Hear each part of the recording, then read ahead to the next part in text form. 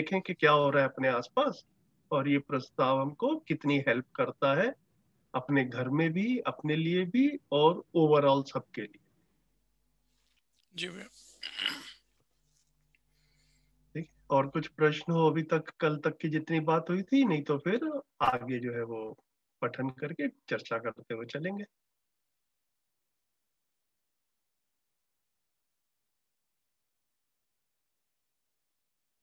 ठीक है, आगे बढ़ते हैं। हाँ भैया जी, एक बताइए बताइए बताइए। थोड़ी सी क्लैरिटी चाहिए थी। हाँ हाँ, बताइए बताइए। कुछ शब्दों का अर्थ अभी भी क्लियर नहीं हो रहा है। हम्म इसमें प्रभुत्ता और संप्रभुता, इसके हम्म बारे में थोड़ा सा प्रभुसत्ता, ये एक्चुअली मध्यस्थ दर्शन में प्रतिपादित मूल बिंदु है, उसके सेकंड लास्ट लाइन है। ठीक है, मैं शेयर करता हूँ, शेयर करता हूँ।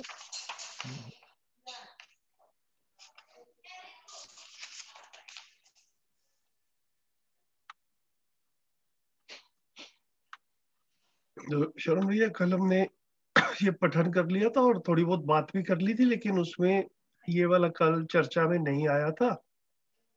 तो मेरे ख्याल से भैया इसको बता रहे हैं,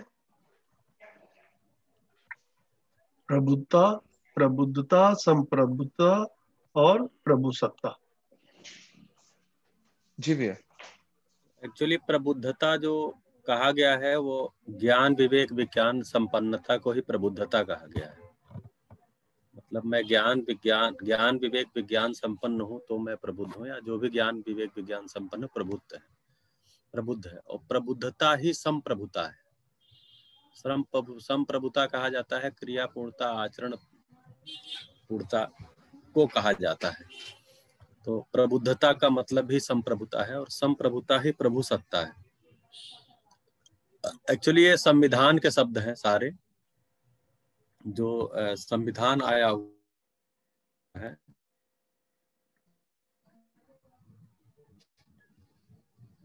संविधान, भारतीय संविधान के जो व्याख्या है, तो जब हमारा ये सत्ता का मतलब व्यवस्था से होता है, तो जब प्रबुद्धता पूर्ण शिक्षा संस्कार ये सब कुछ हो जाता है तो उसको प्रभु सत्ता बोलते हैं। प्रबुद्धता पूर्ण यानी ज्ञान विवेक विज्ञान संपन्न शिक्षा संस्कार व्यवस्था सारा जो होता है तो उसको प्रभु सत्ता बोलते हैं। और ये संप्रभुता पूर्वक ही होता है, अर्थात मानवीय परंपरा में ही संभव है, जहाँ लोग क्रिया पूर्णता आचरण पूर्णता के मतलब क्रिया पूर्णता हो गया, आचरण पूर्णता के साथ जो है वो आचरण को मतलब एक परंपरा में अपने को व्यक्त कर पा रहे हैं। तो एक्चुअली प्रबुद्धता से प्रभु सत्ता तक एक मतलब मानो प्रबुद्ध होगा तो प्रभु सत्ता आएगी, मतलब फिर एक व्यवस्था आएगी जिसको मानवीय परंपरा बोल रहे हैं। तो इससे प्रबुद्धता से संप्रभुता आएगी। संप्रभुता का मतलब प्रबुद्धता मानव में होगा, संप्रभुता मतलब एक देव मानव दिव्य मानवीयता जो संपन्नता जिसको कह रहे हैं, अर्थात क्रिया पूर्णता आचरण पूर्णता संपन्न लोगों का जो एक समाज कह रहे हैं।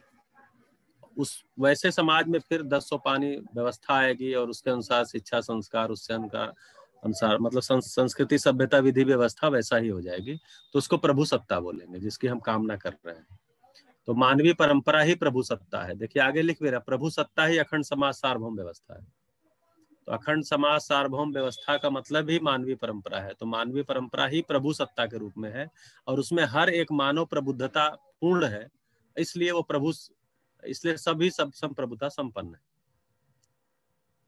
तो इसको जब हम वो करेंगे, अपना मानवीय संविधान पढ़ेंगे, आप मानवीय संविधान को अपनी इच्छा से भी पढ़ सकते हैं, वेबसाइट पर भी है। तो उसमें ये शब्द बहुत बार आया है, कम से कम 100-200 बार तो आया होगा। इसकी बृहद व्याख्या भी वहां पर है। जी राहुल भाई। जी भैया, इसमें क्या इसको ऐसा समझ सकते हैं कि जैसे इसमें लिखा निर्भ्रमता ही जागृति है, तो निर्भ्रमता तो मानव के लेवल पे होती है, और फिर जागृति ही प्रभुत्ता है। तो क्या इसमें ऐसा है कि अब पहले इंडिविजुअल से परिवार, परिवार से सोसाइटी, सोसाइटी को फिर सार्वभौम व्यवस्था से कनेक्ट करते हुए ये वर्ड्स को लेके, शब्दों को लेके जाया जा रहा है। जी भैया, तो एक्चुअली जागृति ही प्रबुद्धता है, यानी कुशलता निपुणता पांडित्य पूर्वक या ज्ञान विवेक विज्ञान संपन्न हो जाना ही प्रबुद्धता है, उसी को जागृति भी बोल रहे हैं भैया। उससे इसमें ही संप्रभुता। यहाँ पर अगर मतलब मैं जब पढ़ता हूँ तो मैं इसको ना प्रबुद्धता में बोध शब्द देखता हूँ। मतलब मेरा इंटरप्रिटेशन जो है ना वो इस तरह से मैं देख रहा हूँ। शरण भैया आप भी वेरीफाई कीजिए, मैं भी थोड़ा समझ ही रहा हूँ। तो ये जो हमारी जीवन क्रिया में बुद्धि में होने वाली क्रिया जो है उसको बोध कहा गया है। ठीक है, तो एक तरह से वो बोध संपन्न हो गया। बोध मतलब अस्तित्व की सारी सच्चाइयां जो है वो मुझ तक पहुंच गई, मुझे स्वीकार हो गई। उसको उसको दूसरा शब्द जो है वो प्रबुद्धता के रूप में लें, ऐसा भी कह सकते हैं भैया? जी भैया बिल्कुल, इसमें एकदम वही है। प्रभुता एक शब्द आता है, प्रभुता का मतलब होता है कि सार्वभौमता, सार्वभौमता को प्रभुता बोलते हैं। अब ये संपूर्णता के अर्थ में हो गया, संपूर्ण में हो गया सार्वभौमता, ठीक है, तो फिर प्रभु सत्ता होगी। उसके पहले प्रबुद्ध होना आवश्यक है, प्रबुद्धता के बिना प्रभुता नहीं आती, प्रभुता के बिना संप्रभुता नहीं होगी, संप्रभुता के बिना प्रभु सत्ता नहीं होगी, अर्थात अखंड समाज सार्वभौम व्यवस्था नहीं होगा। तो ये जो भैया कह रहे हैं सही बात है, प्रबुद्धता का मतलब बोध संपन्न, बोध संपन्नता, उसको ही कह रहे हैं। मतलब प्र माने प्रमाण हो गया और प्रबुद्ध, बोध, बुद्ध माने बोध हो गया, तो प्रमाण और बोध संपन्नता। जी भैया, हो गई क्लैरिटी काफी। एक्चुअली भारतीय संविधान में भी ये शब्द बहुत प्रयोग हुए हैं, और जो संविधान सूत्र व्याख्या जो मध्यस्थ दर्शन के पुस्तक, उसमें भी ये शब्द बहुत प्रयोग हुए हैं। यहाँ ये सारा शब्द जो भारतीय संविधान में प्रयोग हुआ है एक शासन के रूप में प्रयोग हुआ है, और वहां जो प्रयोग हो रहा है सब व्यवस्था के रूप में हो रहा है। जी। अब जैसे आप बता रहे हैं भैया, तो मैं लिंकेज देख पा रहा हूँ कि हमने जब विकल्प पढ़ा था तो विकल्प में बाबा जी के जो प्रश्न थे आजादी के टाइम के आसपास, जब बाबा जी का एक्सप्लोरेशन चल रहा था, तो उन्होंने ऐसा ऐसा सोचा भी था कि शायद संविधान आएगा और उसमें काफी सारी राष्ट्रीय चरित्र और बाकी चीजों के बारे में जिक्र होगा और कुछ क्लेरिटी जो है वो बनेगी। एंड कुछ उनको निराशा भी रही कि इन सारी चीजों की स्पष्टता जो है वो वहां पर भी नहीं हो पाई। तो फिर मध्यस्थ दर्शन में फिर बाबा जी ने जो है वो उन सब चीजों को, मतलब हर संविधान में चाहते तो मूल रूप में अखंड समाज सार्वभौम व्यवस्था ही चाहते हैं, न्याय ही चाहते हैं, है ना। अगर हम अपने भी संविधान को देखें तो उसके प्रियम्बल में ही, और मैंने सिर्फ, मेरा जब इस तरफ ध्यान गया तो मैंने सिर्फ इंडिया के नहीं, मैंने कई और कॉन्स्टिट्यूशंस भी उठाकर देखे। ठीक है, तो कई कंट्रीज के कॉन्स्टिट्यूशंस मैंने देखे, उन सब में जस्टिस के ऊपर, न्याय के ऊपर काफी इंपॉर्टेंस दी गई है ना। भारत के कॉन्स्टिट्यूशन को हमने प्रियम्बल में देखा ही है, आर्थिक न्याय, राजनीतिक न्याय, सामाजिक न्याय सबको मिलेगा। तो ये सभी सरकारों ने या सभी मानवों ने ऐसा तो पहचाना है कि न्याय और ये अखंड समाज सार्वभौम व्यवस्था लानी है। ये आएगी कैसे, ये जो है एड्रेस नहीं हो पाया था। तो यहाँ पर बाबा जी उसको लिंक कर रहे हैं कि भैया ये जागृति से ही, समझदारी से ही आएगी, उसके बिना नहीं आने वाली। ये जो है उस तरफ मैं लिंकेज को अब मेरे को दिख रहा है जब शरण भैया ने इसको संविधान से लिंक किया। हमें एक किताब भी लेके बैठा तो इसमें जो है प्रभु सत्ता की परिभाषा भी प्रबुद्धता पूर्ण सत्ता। ठीक है, अब प्रबुद्धता किसको बोल रहे हैं, तो ज्ञान विवेक संपन्न, विज्ञान संपन्नता को कह रहे हैं, यानी समझदारी सहित व्यवस्था, यानी प्रबुद्धता पूर्ण शिक्षा संस्कार न्याय सुरक्षा आचरण व्यवहार उत्पादन विनिमय स्वास्थ्य संयम व्यवस्था रूपी सत्ता, यानी परंपरा। तो ये इसमें काफी डिटेल है।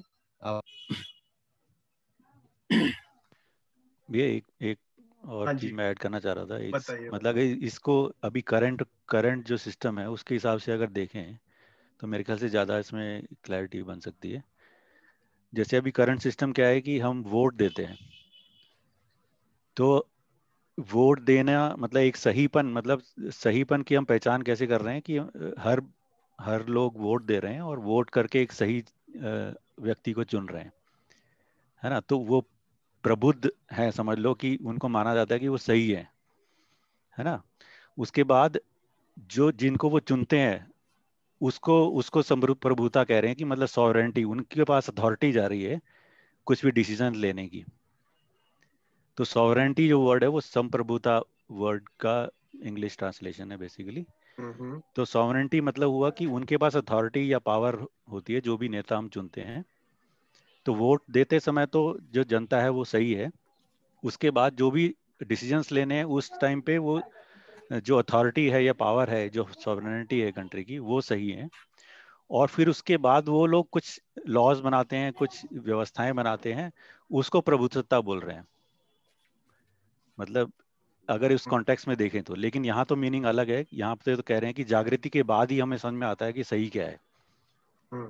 उसके बाद जो हमारे पास अधिकार आता है, मतलब कि हम हमें समझ में आ गया कि सही क्या है, तो अब वो अधिकार है हमारा, तो वही अथॉरिटी है।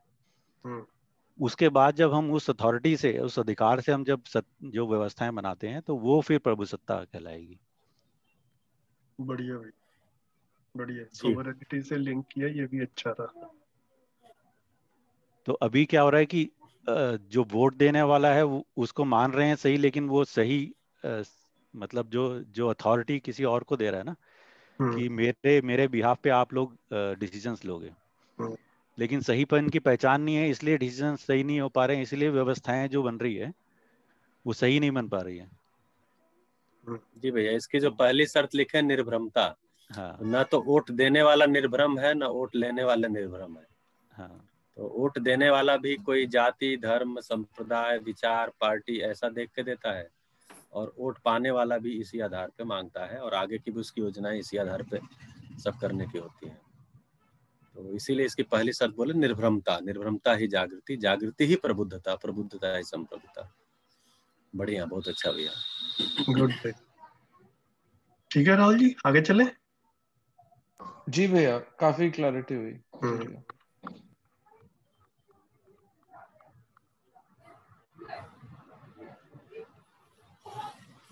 ठीक है, ये फर्स्ट अनुभूति के बारे में कल हमने बात कर ली थी। तो अगर सभी का लगे कि हाँ इस पे हो गई है बात, तो फिर सेकंड अनुभूति को लेते हुए चलते हैं।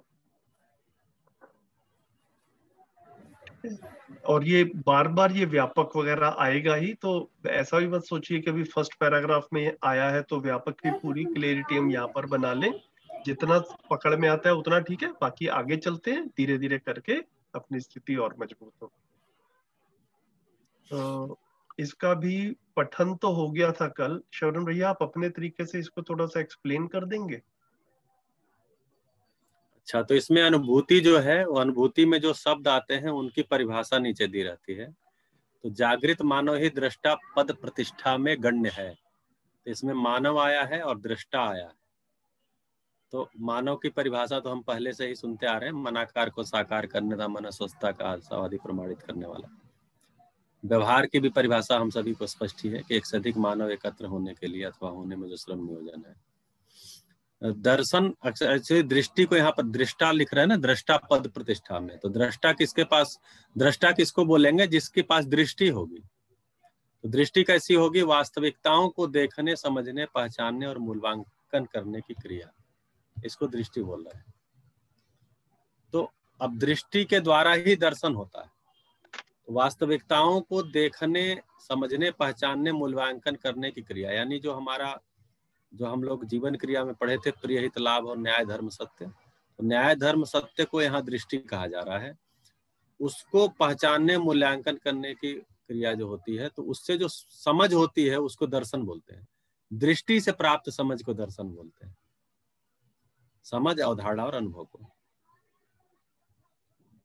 जी, इसके आगे भी थोड़ा होगा से संबंधित विश्लेषण और परिभाषा, ये बहुत अच्छा है। तो परिभाषा का मतलब होता है कि शब्द दिया हुआ है, उसके अर्थ की ओर इंगित करने के लिए जो प्रयुक्त शब्द समूह है उसको परिभाषा बोलते हैं। जैसे संज्ञा लिख दिया गया, तो संज्ञा एक शब्द है। अब उसका अर्थ क्या है, तो उसके लिए हम एक जो शब्द समूह चयन करेंगे उसको बताने के लिए उसको परिभाषा बोलते हैं। विश्लेषण क्या है? तो अभी नहीं, परिभाषाओं को जब हम प्रयोजनों के अर्थ में ले जाते हैं, अर्थात वास्तविकता के अर्थ में जब हम ले जाके बहुत सारी, जैसे यहाँ पर हम क्या होता है, एक शब्द लेते हैं, उसकी परिभाषा आती है, फिर उसको हम प्रयोजन तक, सत्य तक जोड़ने के लिए आप बातचीत करते हैं, उसको बोलते हैं विश्लेषण।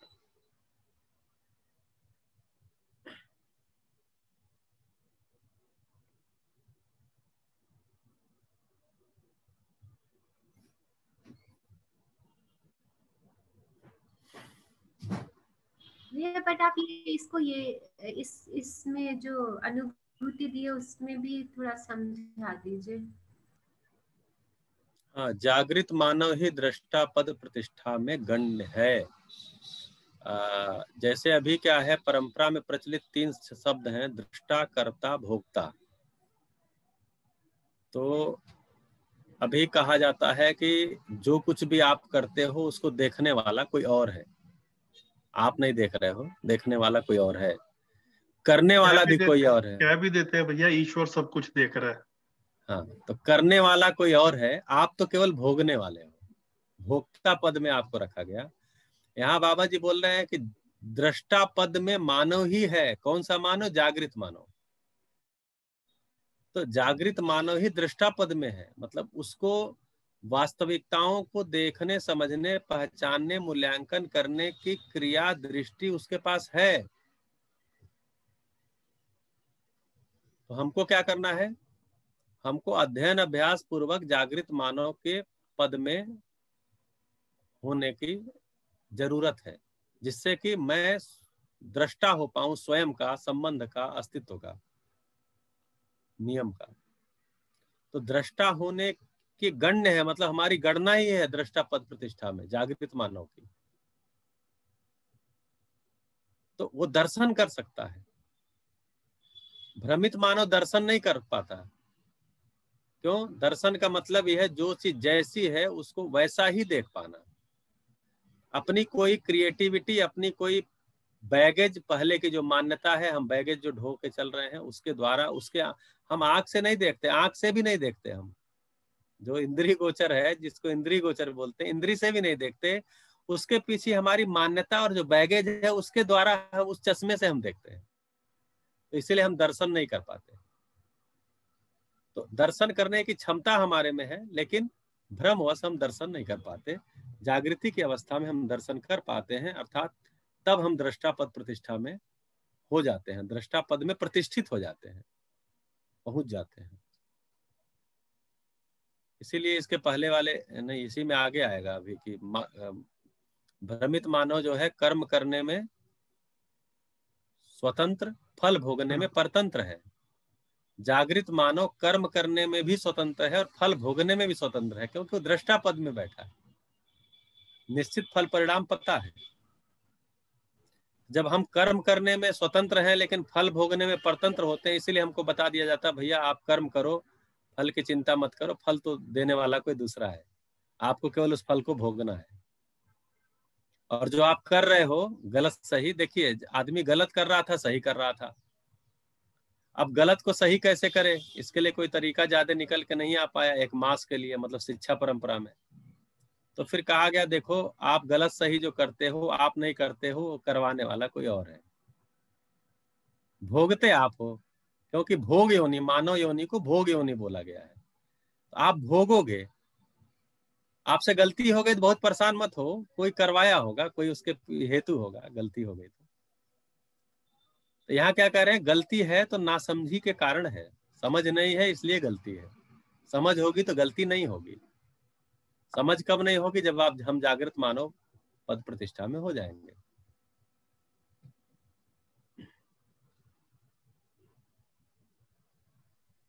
भैया एक चीज क्लियर करनी थी, अवधारणा होता है जो समझ से मान्यता होती है, को थोड़ा सा एक्सप्लेन कर देंगे अवधारणा? हाँ, अवधारणा जब हम जी, तो जब हम समझने के क्रम में जाते हैं तो उस बोध को अवधारणा बोलते हैं। तो क्योंकि अभी हमको सह अस्तित्व अनुभव नहीं हुआ है, अभी हमको सच्चाइयों का की एक स्वीकृति आई है। बोलते हैं ना, बोध में क्या होता है, स्वीकृतियां होती हैं। तो जो स्वीकृतियां आई हैं वो हमारे साक्षात्कार पूर्वक आई है, तो वो अवधारणा है।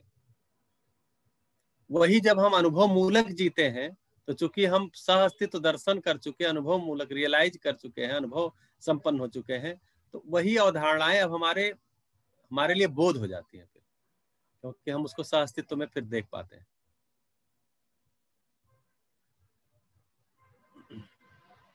जी भैया, धन्यवाद।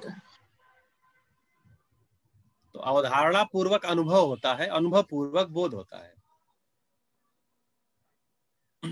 ये जो अभी आपको याद हो, हम जब जीवन क्रिया कर रहे थे तो उसमें दो शब्द यूज कर रहे थे, प्रत्यावर्तन और परावर्तन। तो प्रत्यावर्तन था जो नीचे से ऊपर जाते हुए था, और परावर्तन जो था वो ऊपर से नीचे आते हुए था। तो स्टेशन का नाम वही है, बुद्धि वाला स्टेशन है। जब नीचे से ऊपर जा रहे हैं तो उस स्टेशन पर पहुंच रहे हैं, तो उसको अवधारणा कह रहे हैं भैया, ऐसे कह सकते हैं। और जब ऊपर से नीचे आ रहे हैं तो उस स्टेशन पर पहुंच रहे हैं, तो उसको बोध कह रहे हैं। ठीक है भैया, ऐसे। जी जी जी, इसीलिए यहाँ अवधारणा पूर्वक अनुभव होता है, अनुभव पूर्वक बढ़िया बढ़िया भैया।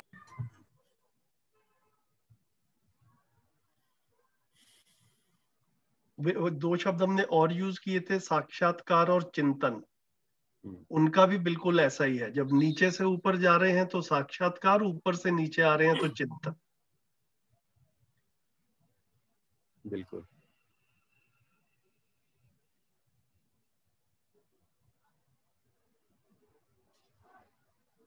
कंफ्यूज तो नहीं हो गए सब, चुप हो गए एकदम से? तो जैसे जब हम नहीं भैया, जीने के, हाँ, जब हम समझने के क्रम में अभ्यास करते हैं, तो मूल्यों के अभ्यास में मूल्यों का साक्षात्कार होता है, एक बार में नहीं होता।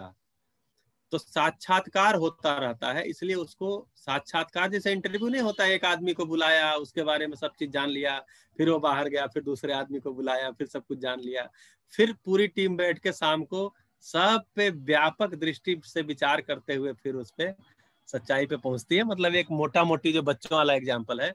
तो साक्षात्कार हम अभी अभ्यास क्रम में, अध्ययन क्रम में हम मूल्यों का साक्षात्कार कर रहे हैं, लेकिन जब हमको अनुभव हो गया तो अब हमका हमारी सारा का सारा जो बोध है वो सहअस्तित्व दर्शन पूर्वक है, इसलिए अब चिंतन पूर्वक चित्रण होगा। अब वो चिंतन हो गया, क्योंकि अब हम अनुभव संपन्न हो गए, अब सहअस्तित्व दर्शन पूर्वक हो रहा है, इसलिए उसी का नाम चिंतन है।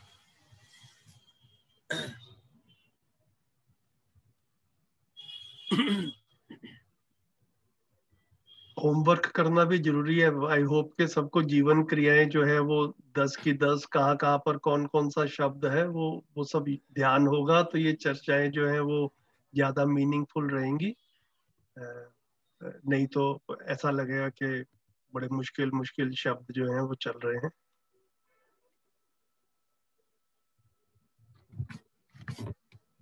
बाबा जी बोलते थे हम लोग जब अध्ययन करते थे तो वो हर दूसरे महीने 10 दिन रहते थे हमारे साथ। तो शाम को 2 घंटे 2.5 घंटे उनके साथ हम लोगों का प्रश्नोत्तर, हम 60 लोग थे, प्रश्नोत्तर चलता था।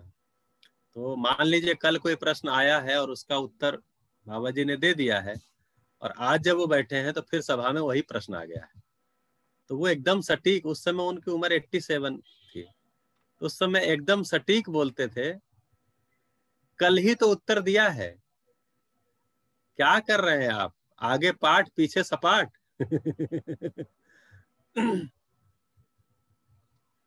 बोले बुद्धि बुद्धि क्या, बुद्धि लगाओ सीताराम।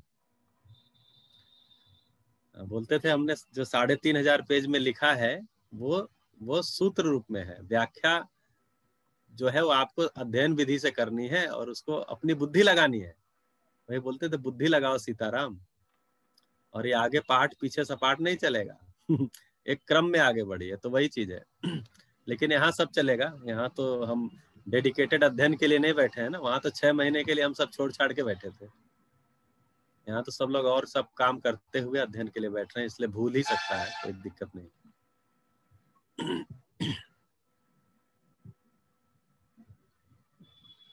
अगली अनुभूति पे चले। जी भैया।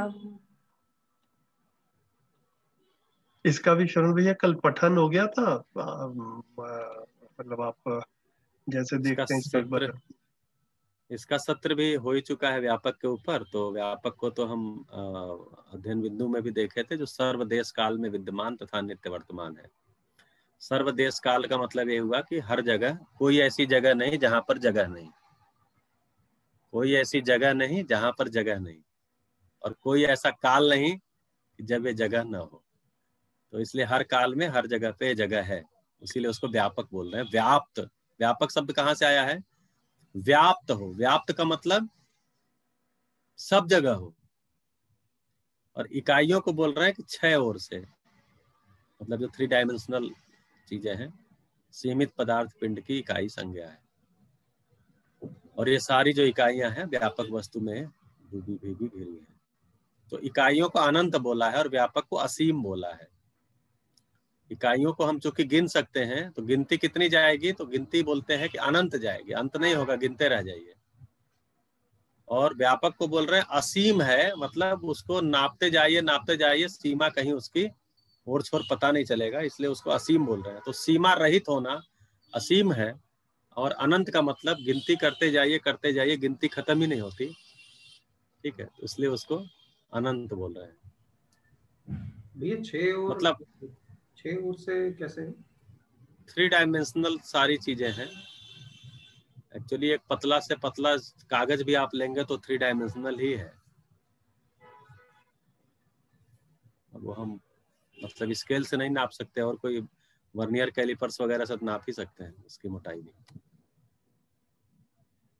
6 फलक होते हैं। 3 डायमेंशनल जो चीजें होती हैं उसमें 6 फलक होते हैं, फेस होते हैं। और सभी इकाइयां 3 डायमेंशनल है ही, इसलिए 6 ओर से कह रहे हैं। हाँ, वो 6 top bottom front back left और राइट होता है। बिल्कुल। अगर चौकोर है तो ऐसा कह सकते हैं, अगर सिलेंड्रिकल है तो भी वो 6 ही होगा। मतलब 6 तरफ से। हाँ, तो उसको पूरा देखने के लिए, अब जैसे एक बार में आप किसी इकाई को कितना देख सकते हैं अपने आंख से भी? 3/4 से ज्यादा नहीं देख सकते। जो बोलते हैं ना कि इंद्रियों की भी सीमा है, कि किसी भी इकाई को आप सामने से अपने दृष्टिपाट, इसको बोलते हैं, दृष्टिपाट में ही देख पाएंगे, उससे ज्यादा नहीं देख सकते। तो अगर उसको देखेंगे तो 6 ओर ही आता है, 6 फेसेस ही आते हैं उसके। ये बढ़िया कहा दीदी ने कि जो क्यूब है या क्यूबाइड है, ईंट है, ईंट के कितने फलक होते हैं? या हम कमरे में बैठे तो इस कमरे के कितने फेस हैं? तो देखिए कितनी जो है 4 दीवारें हैं, एक छत है, एक फर्श है, 6 हो गया।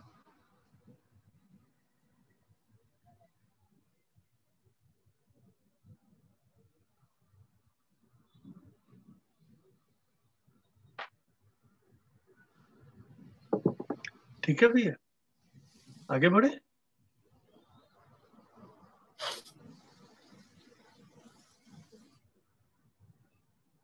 तो व्यापक पूर्ण है और इकाइयां अनंत है ना। ये अपने में सोचकर देखा जाए कि मुझे स्वीकार होता है, ऐसा ठीक लग रहा है कि नहीं लग रहा।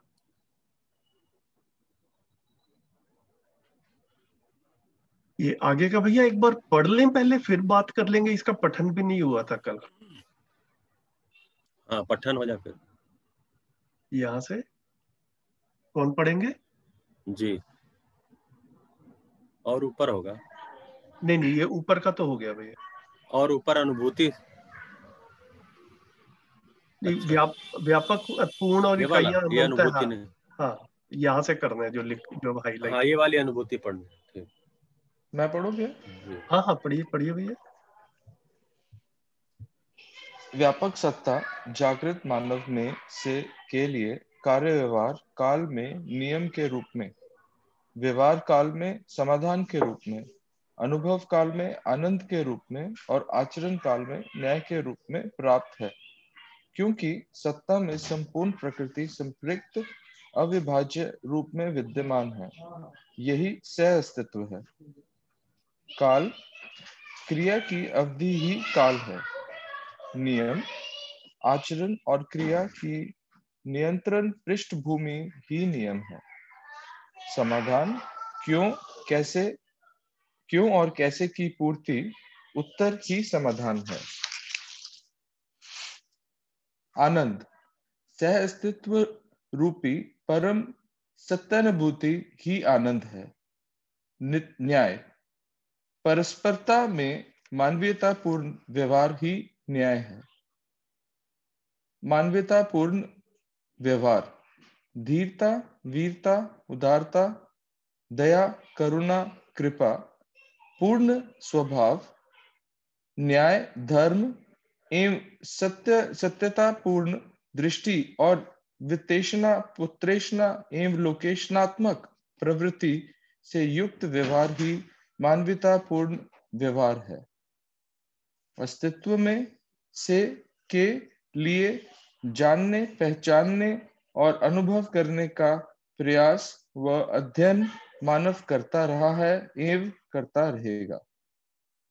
ज्ञान का अनुभव काल में आनंद, सर्वत्र एक सा अनुभव में आने के कारण सत्य, ज्ञान में समस्त क्रियाएं संरक्षित और नियंत्रित होने के कारण लोकेश, सर्वत्र एक सा विद्यमान होने के कारण व्यापक, चैतन्य के साथ चेतना, आत्मा से सूक्ष्मतम होने के कारण परमात्मा, प्रत्येक वस्तु सत्ता में संपृक्त सक्रिय रहने के कारण इसे निरपेक्ष ऊर्जा तथा अपरिणामित के कारण पूर्ण संज्ञा है।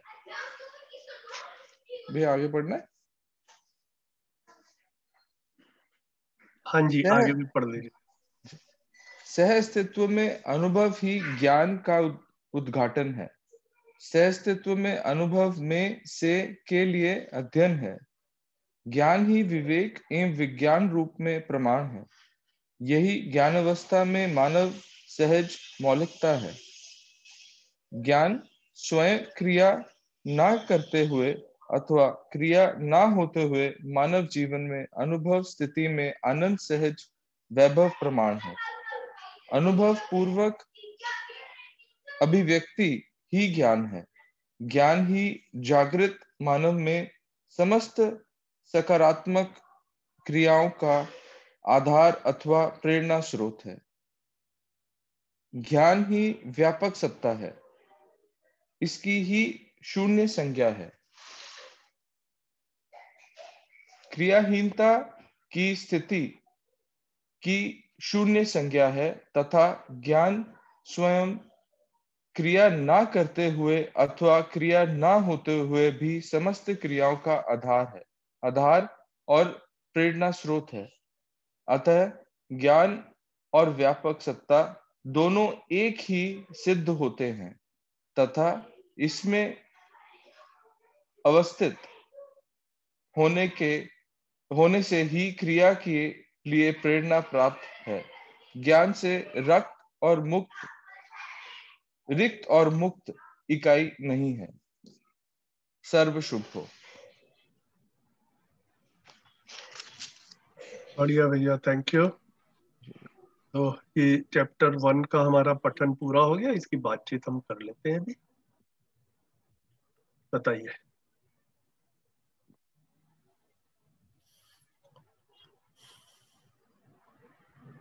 करुण भैया, आप कुछ अपनी तरफ से रखेंगे? हाँ, आप रखेंगे या प्रश्न लिए जाएं? हाँ, नीचे के बुलेट्स में व्यापक के बारे में ही सब कुछ आया हुआ है, तो हमें लगता प्रश्न ले सकते हैं। इस पे बात तो बहुत बार हो गई है। कौन सी, इन परिभाषा पे या इससे बाद वाली पे? पूरे में ही। हाँ, पूरे में, ठीक है।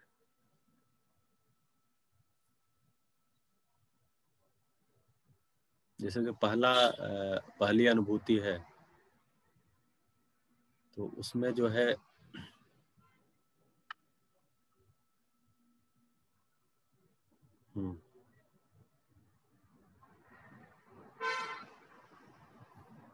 जो व्यापक सत्ता है और जागृत मानव में, जागृत मानव से जागृत मानव के लिए जब वो कार्य व्यवहार करता है तो नियम के रूप में, क्योंकि नियम के रूप में करते हैं तो व्यवस्था, नियम के विरुद्ध करते हैं तो अव्यवस्था। हम भी तृप्त होते हैं और प्रकृति भी मतलब जिस जो कार्य हम करते हैं वहाँ भी तृप्ति रहती है। इसी तरह से विचार जब हम करते हैं तो वहाँ समाधान जब हमारे सामने हमको आता है तो हम खुश होते हैं। तो एक्चुअली वो व्यापक जो है वो प्राप्त है हमको, इसका एक झलक रहता है अनुभव काल में, आनंद के रूप में, सुख की निरंतरता के रूप में। और जब हम आचरण कर रहे होते हैं मानव के साथ तो न्याय के रूप में प्राप्त है। तो एक्चुअली व्यापक स्वयं व्यक्त नहीं है, इकाइयों के माध्यम से व्यक्त है। अभी मानव से व्यापक व्यक्त नहीं हो पा रहा है, तो जागृत मानव से ही व्यापक पूर्ण रूप से व्यक्त हो सकता है। कैसे व्यक्त होगा? कि वो नियम पूर्वक उत्पादन करेगा, वो न्याय पूर्वक आचरण करेगा, समाधान पूर्वक उसमें विचार में समाधान होगा और आनंद पूर्वक जिएगा। ये बिल्कुल देखिए, पात्रता के अनुसार आप भ्रमित हैं तो फिर सारा कुछ ये भ्रमित हम कर रहे हैं। तो इसको ऐसे भी देख सकते हैं कि जैसे हमारे घर में बिजली का तार आता है बाहर से और घर में कनेक्शन जुड़ जाता है, तो तार तो रूपात्मक है, बिजली मतलब उसको भी देखा ही जा सकता है चार्ज को चलते हुए। लेकिन हम इसको एक मोटा मोटी उदाहरण के रूप में देख रहे हैं कि बिजली का कनेक्शन हमारे घर में आ गया और उसी बिजली से हमारा बल्ब जुड़ा हुआ है, उसी बिजली से हमारा एसी जुड़ा हुआ है, उसी बिजली से हमारा फ्रिज जुड़ा है, उसी बिजली से हमारा हीटर जुड़ा हुआ है। हीटर ऑन करते हैं तो गर्म होने लगता है, गर्मी होने लगती है। एसी ऑन करते हैं तो ठंडा हो जाता है। फ्रिज में वही बिजली जाती है तो चीजें ठंडी रहती हैं, ओवन में वही बिजली जाती है तो चीजें गर्म हो जाती हैं। तो बिजली तो वही है, लेकिन ये अलग अलग क्या हो रहा है? अलग अलग क्यों हो रहा है? क्यों ओवन में गर्म हो रहा है, फ्रिज में ठंडा हो रहा है? क्यों हीटर गर्म हो रहा है, एसी ठंडा हो रहा है?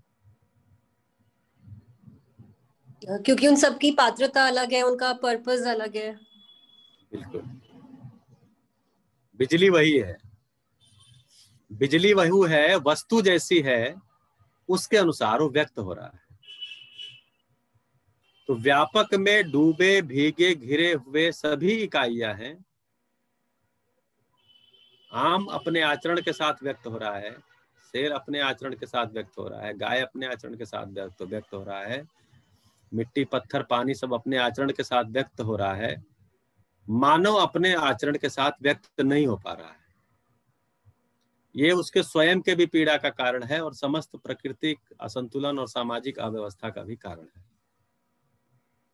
तो जब वो व्यक्त होगा व्यापक, जब मानव के थ्रू, कैसे मानव के थ्रू व्यक्त? अब पंखा है तो उससे बिजली क्या व्यक्त होगी? घू घू करेगी, चलेगा थोड़ी। अगर पंखा खराब है, उसकी मोटर में फॉल्ट है, रेगुलेटर में फॉल्ट है, बिजली तो आ ही रही है, स्विच ऑन भी आप कर रहे हैं, लेकिन उसमें हूं आवाज आएगी, चलेगा नहीं, हवा तो नहीं देगा। तो आप बोलेंगे यार कुछ तो गड़बड़ हो गया इसमें कुछ तो गड़बड़ हो गया है, मिस्त्री बुलाना पड़ेगा, ठीक कराना पड़ेगा। क्यों? चल नहीं रहा है, बिजली है फिर भी नहीं चल रहा है। तो व्यापक है, व्यापक में सब मानव भी डूबे भीगे घिरे हैं, लेकिन व्यापक उनसे व्यक्त नहीं हो रहा है। क्यों? क्योंकि गड़बड़ी है, भ्रमित है। जागृत मानव से वो पूरा व्यक्त होता है। कैसे? तो प्रकृति के साथ उत्पादन के लिए जो कार्य करता है वो नियम पूर्वक, विचार में समाधान पूर्वक, अनुभव में आनंद पूर्वक, आचरण में न्याय पूर्वक। इसी बात को यहाँ कहा गया। अब इसमें जो परिभाषाएं आई हैं, काल, व्यवहार काल में, विचार काल में, तो काल एक्चुअली क्रिया की अवधि को बोलते हैं। जैसे एक दिन और चर्चा हुई थी, धरती अपने एक्सिस पे एक निश्चित समय अंतराल में घूम जाती है, उसको हम एक काल के रूप में पहचानते हैं। उसको हमने एक 24 घंटा एक अपने तरफ से सुविधा की दृष्टि एक नाम दे दिया, उसको 24 पार्ट में बांट करके। तो एक क्रिया पूरी हो गई। वैसे ही धरती जो है अपनी एक्सिस पे घूमते हुए सूरज का परिक्रमा एक निश्चित समय में कर लेती है, निश्चित काल अवधि में कर लेती है, उसको भी हमने एक क्रिया को पहचान। तो हर क्रिया की जो अवधि होती है उसको काल बोलते हैं। नियम का मतलब आचरण और क्रिया के नियंत्रण पृष्ठभूमि, जिसके कारण क्रियाएं नियंत्रित है। इसलिए हम नियम को पहचान पाते हैं। नियंत्रण न हो तो नियम को पहचान ही नहीं सकते। अब आम का पेड़ कभी आम का फल दे, कभी इमली का दे, कभी कटहल का दे, कभी बेल का दे, और कभी ये भी नहीं पता है कि ठंडी में कटहल देगी, गर्मी में आम देगी, कि गर्मी में कटहल, कुछ भी ना पता चले तो हम नियम नहीं पहचान सकते। तो नियम को पहचानते इसीलिए है क्योंकि नियम पूर्वक वहां नियंत्रण, क्योंकि वहां नियंत्रण है, नियंत्रण के पृष्ठ, तो नियंत्रण है तो उसकी पृष्ठभूमि का पता चलता है। क्या है पृष्ठभूमि? नियम ही है। समाधान का मतलब क्यों और कैसे का उत्तर।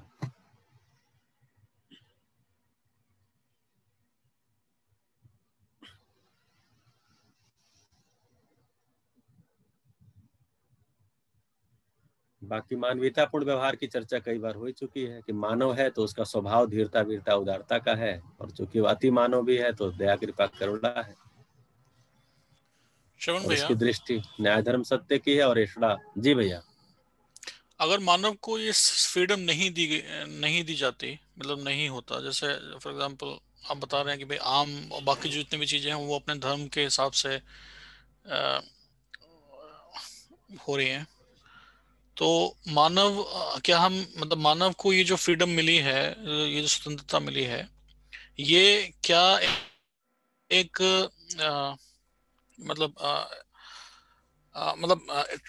इंटरमीडिएट स्टेज है, या फिर मतलब हमें बस जैसा पहले भी हम चर्चा की है कि हमारे अंदर जो है वो आगे की तरफ हम बढ़ रहे हैं, तो ये क्या उस तरह से देखा जाए, एक्चुअली ये फ्रीडम हमें मिली क्यों, ये जो एवोल्यूशनरी जो हुआ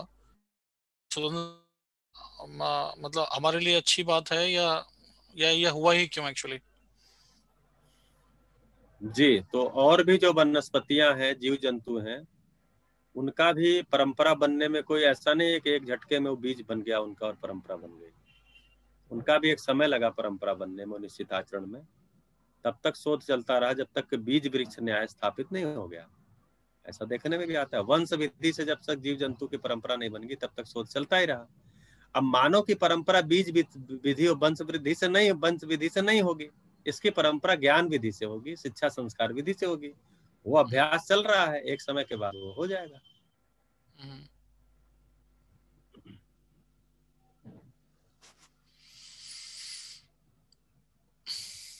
अगर ये स्वतंत्रता नहीं होती तो क्या बेटर स्टेज में होते हम? नहीं तो ज्ञान फिर तो पूर्वक हम हमको संतुलित जानवर ही होते, जीव होते। अगर स्वतंत्रता और कल्पनाशीलता नहीं होती तो हम जीव ही होते। लेकिन ओवरऑल उसमें देखें तो जीव जो है ज्यादा धरती को नुकसान नहीं पहुंचा रहे हैं जितना हम पहुंचा रहे हैं। तो हम बेसिकली हमें वो जो स्वतंत्रता मिली उसका हमने दुरुपयोग किया, कहने का मतलब है, और उससे हम व्यापक या जो भी जो क्रियाकलाप हो रहे हैं उन पे एडवर्स इफेक्ट डाल रहे हैं। दुरुपयोग इसीलिए किया क्योंकि सदुपयोग समझ में नहीं आया। हम तो समझने वाली इकाई हैं, समझ पूर्वक। तो अभी अभी देखा जाए तो ये चल रहा है ना, मतलब अभी हम जो है सबसे अंत में इस धरती पे आए, तो हम अभी उसमें चल रहे हैं परंपरा के। बाकी सब इतने पहले आए कि उनमें शोध पूर्वक और रासायनिक उर्मिवश जो कुछ भी विकास होना था वो हो करके उनकी परंपरा हुई। तो हम अभी उस क्रम में हैं, हम अभी जागृति क्रम में हैं। तो जब हमारी भी एक परंपरा हो जाएगी तो हम भी वैसा ही हो जाएंगे। तो फिर हर परिवार में ही जागृत परंपरा रहेगी। आने वाली संतान अपने 15, 16, 18 साल में जागृत ही हो जाएगी। अभी तो मशीन बनने की तरफ हम ना, वो मशीन हमारा बन जाए, तैयार हो जाए। तो अभी तो हम उस फेज में हैं एक्चुअली, इसलिए बेसिकली हम ट्रायल मोड में है इस समय। ट्रायल ना कहें, ट्रायल कहें या इवोल्यूशन कहें, इवोल्यूशन का एक क्रम है, हम उस इवोल्यूशन के क्रम में है। ये एक बार भैया मेरे को तो मतलब कई बार ऐसा लगता है कि इसको समझ पाना भी बड़ा सुखद सा लगता है। एकदम से पूरी धरती का करोड़ों साल का इतिहास और आने वाला समय वो ऐसा लगता है कि समझ में आ गया है ना। And we are lucky to be at this stage कि जो ये एक जो इवोल्यूशन में एक नए इरा की तरफ हम बढ़ रहे हैं। मतलब एक ऐसा जो इतिहास में, मानव जाति के इतिहास में नहीं हुआ, वो हमारे होते हुए शुरू हो रहा है और हम उसमें अपनी भूमिका निभा पा रहे हैं। ये अपने आप में सोचकर भी मुझे काफी सुखद लगा। इसमें भी एक और मैं ऐड करना चाह रहा हूँ इसमें। ये जब हम जैसे भैया जैसे बोल रहे थे कि ये मिली हमें स्वतंत्रता, तो ऐसा लगता है कि किसी और ने हमें दी है। मतलब इसमें जो ये जो दृश्यापद प्रतिष्ठा जिसको कह रहे हैं ना, कि समझने का जो अधिकार है वो पहले प्राप्त ही है, उसी को हम अध्ययन कर रहे हैं कि ये प्राप्त किसी और ने दिए या हमें है ही, और है तो हम समझ सकते हैं। अभी तक ऐसा था कि जो अच्छा होगा वो ईश्वर की मर्जी से होगा, बुरा होगा वो भी ईश्वर की मर्जी से है। अब यहाँ पे कह रहे हैं कि जो भी अच्छा होना है बुरा होना है वो सब मानव ने ही करना है, तो आप डिसाइड कर लो कि क्या करना है। बिल्कुल बिल्कुल। इसमें मैं भी एक भैया एक चीज बोलिए बोलिए। मैं भी एक चीज ऐड करना चाहूंगा भैया। जैसे अभी तक थोड़ा ये समझ में आया है कि अस्तित्व में जितनी भी इकाइयां वो पूर्णता की ओर गतित है। तो जो पूर्णता की ओर गतित है और वो पूर्णता पाना चाहती हैं, तो उसके बीच में मेरे को नहीं लगता कि ये स्वतंत्रता अगर नहीं होगी या ये कल्पनाशीलता नहीं होगी या फिर ये समझने की क्षमता, पात्रता और योग्यता नहीं होगी, तो हम पूर्णता को पूर्णता को पाने की पा सकेंगे। मतलब पाने की चाहना रूप में तो वो बना ही हुआ है और वो अस्तित्व में हर इकाई में है ये। बाकी शोन भैया, संजीव भैया, आप थोड़ा सा इसके बारे में और बताएं। जी भैया बिल्कुल। तो मैं जो जोड़ना चाह रहा था, आपकी बात उसमें कनेक्ट हो जाएगी कि आप देखिए, जैसे मान लीजिए कि मैं बाहर से कहीं से आ रहा हूँ और सुबह से मुझे खाना नहीं मिला, मैं बहुत भूखा हूँ और ठंड बहुत ज़्यादा है और मैं एक कपड़ा शर्ट पहन के या टी शर्ट पहन के चला गया था बाहर। अब मैं घर में आ रहा हूँ और घर में आया हूँ और मुझे ठंड लग रही है, मैं बहुत भूखा भी हूँ। और तभी पता चल रहा है घर में घुसते ही कोई रिश्तेदार नातेदार आए हैं और हमारे संबंधी आए हैं, तो मैं पहले क्या करूँगा? तो इन जनरल घर में आया हूँ तो मैं सोचूंगा पहले कुछ खा लूं और पहन लूं, साल वाल ओढ़ लूं, फिर संबंधी के पास जाके बैठ के बोलेंगे हाल चाल लेंगे। तो आदमी जब इस धरती पर आया तो पहले तो उसको खाना, कपड़ा, मकान, इन सब चीजों की जरूरत पड़ी। मतलब प्राकृतिक जो भय था उससे बचना, जानवरों का भय था उससे बचना, ठीक है, ये सब से बचने की उसको बहुत जरूरत थी। तो अभी हम समझ लें कि 1 लाख साल वो उसी से जरूरत को पूरा करने में लगा रहा। अब बहुत लगा, उसमें शोध किया, अब भ्रमवश ये जान लिया कि चूंकि सुख की चाह उसके अंदर नेचुरली है, इनबिल्ट है, मैन्युफैक्चर्ड है ही है, फैक्ट्री से ही उसके अंदर इंस्टॉल है वो। तो अब सुख की चाह है, तो अब भ्रमवश उसने जान लिया कि ये जो आहार है और कपड़ा मकान है और जूता है, गाड़ी है, ये जिसके चक्कर में मैं पड़ा था, इससे सुख मिलता है और मिला भी। उसको लगा इसी को बढ़ाते जाओ, इसी को बढ़ाते जाओ, बढ़ाते जाओ, सुख बढ़ता जाएगा, बढ़ता जाएगा। ऐसा हुआ नहीं। ऐसा जब हुआ नहीं तो आज हम बात करने की स्थिति में, शायद आज से 50,000 साल पहले ये बात करने की स्थिति में भी हम नहीं होते। तो ये सब चीजें जब एक तरह से सुविधाओं का एक संसार खड़ा हुआ, उसमें हमने जो बर्बाद किया, जो कुछ भी किया, देखिए जो बर्बाद किया उसको ठीक होने में बहुत कम टाइम लगेगा। इसका प्रमाण लॉकडाउन में आ चुका है। जो यमुना को मैं 4 साल 4.5 साल से दिल्ली के अंदर कभी भी पानी जैसा उसको देखा ही नहीं, गंदे नाले जैसा देखा, वही यमुना का फोटो लॉकडाउन में आता था, एकदम निर्मल यमुना बह रही थी 1 महीने के अंदर। तो आदमी अगर समझदार हो गया तो नेचर स्वयं को रिवाइव करने में बहुत टाइम नहीं लगेगा। इसलिए जो बर्बाद हुआ, खराब हुआ, वो सब चीजें भ्रमवश हुआ है। जब ये परंपरा, तो जब हम ज्ञान संपन्न हो जाएंगे और एक मानव परंपरा आ जाएगी तो ये सारी चीजें ठीक होने में बहुत जल्दी ठीक हो जाएंगी। तो अभी हम, अब क्या है, अब हम तर्क स्वीकार हो रहा है। जैसे बच्चों को भी देखेंगे, हमारा ये जमाना था जब हम तर्क नहीं लगा पाते थे। कोई कुछ कहा ये करना है, उसके बाद क्वेश्चन करना अलाउ नहीं था, यानी विचार करना बहुत अलाउ नहीं था, मानना ही था। आजकल छोटे छोटे बच्चे ही बोलते हैं नहीं नहीं ये लॉजिकल नहीं है जो आप बोल रहे हो। तो इसका मतलब ये जो पीढ़ी आ रही है, अब ये तर्क वाली पीढ़ी आ रही है। आगे चल के तर्क तृप्ति का इनका और तेज जिज्ञासा होगी कि तर्क तृप्त हो जाए। अभी तो तर्क को ज्ञान माना गया, जबकि तर्क की तृप्ति ज्ञान है। जब ये शिफ्ट होगा तो ये पूरी की पूरी अगली पीढ़ी तर्क तृप्ति की तरफ जाएगी, जा ही रही है। हम सभी बैठ रहे हैं, आखिर तर्क की तृप्ति चाहते हैं। हमारे घरों के बच्चे भी बातचीत करते हुए तर्क की तृप्ति चाह ही रहे हैं। तो उधर की तरफ जा रहा है पूरा मानव समाज। इसलिए जो संजीव भैया बोले आशा की किरण है, और हमको इसमें हम अभी से सहभागी हैं। इसको सोच करके भी बहुत अपने अंदर एक अच्छी संवेदना आती है। धन्यवाद।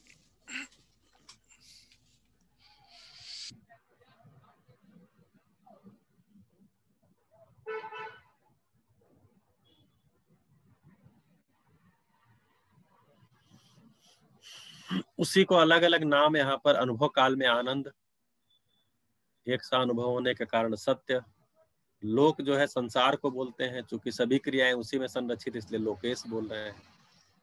व्याप्त है इसलिए व्यापक बोल रहे हैं। समस्त चैतन्य का आधार है इसलिए चेतना भी बोल रहे हैं।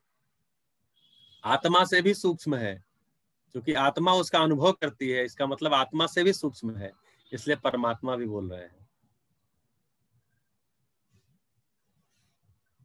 चूंकि समस्त क्रियाएं इसमें होने के कारण ही है,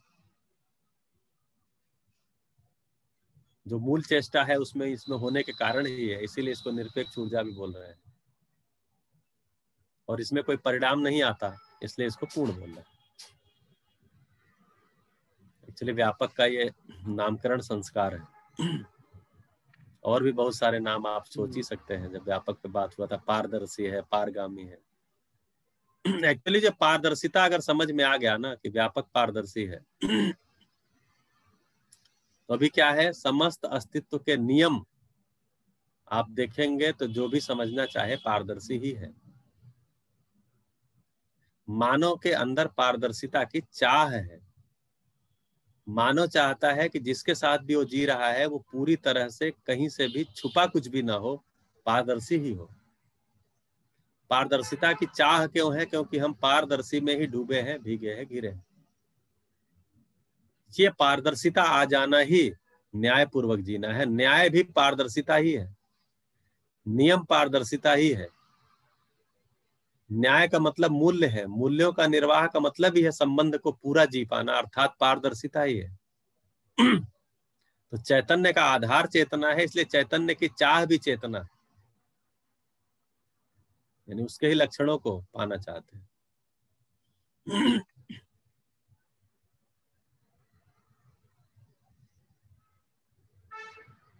हम एक जब सोम भैया शिविर में बोलते हैं कि हम एक भी संबंध गिला शिकवा शिकायत मुक्त नहीं जी पा रहे हैं, तो क्या चीज बोल रहे हैं कि हम एक भी संबंध पारदर्शिता पूर्वक नहीं जी पा रहे हैं।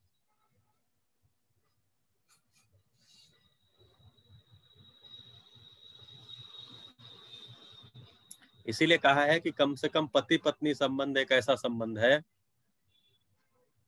इसमें अगर अभ्यास किया जाए तो पार लग सकते हैं, क्योंकि दोनों शरीर रूप में भी एक लंबे समय तक साथ रहते हैं। माता पिता, भाई बहन, मौसी मौसा और बेटी बेटा, ये सभी शरीर रूप में भी साथ लंबे समय तक नहीं रहते। मतलब कोई दुर्घटना इत्यादि होना वो अलग बात है, इन जनरल। उसमें अगर ठीक से अभ्यास किया जाए, ठीक से अध्ययन किया जाए, अभ्यास किया जाए मूल्यों का, उस संबंध को हम पारदर्शी पूर्वक जी सकें, तो कोर्ट कचहरी के 30% मुकदमे खत्म हो जाएंगे अपने आप ही।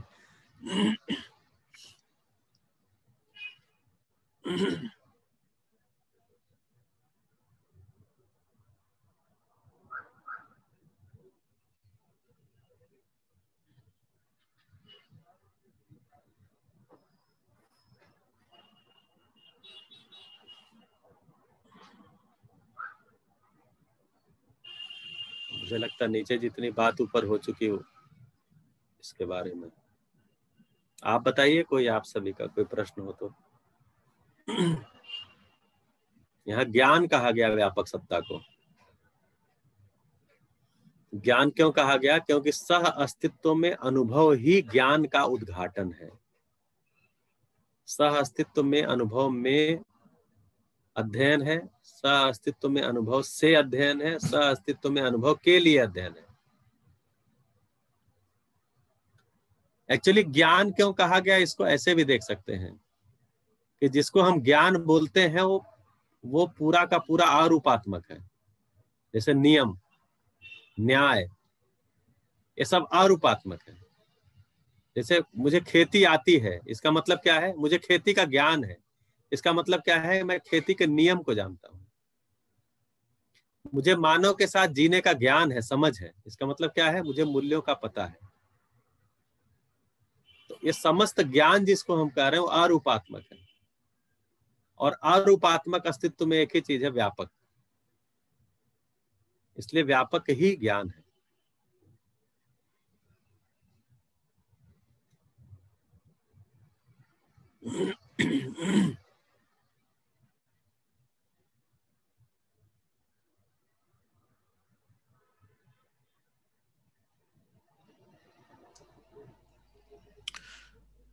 पारदर्शिता के ऊपर हमने अभी बात कही तो मेरे दिमाग में एक विचार आ रहा था कि हमारी सरकारें जो हैं वो कभी कभी बहुत सारी बातें हमसे जो सिटीजन्स हैं उनसे उनसे नहीं शेयर करती हैं, और वो समझती हैं कि ये भले के लिए है। तो उस केस में अगर बहुत सारी चीजें सबके साथ शेयर कर दी जाएं तो ये कितना सही या कितना गलत होगा?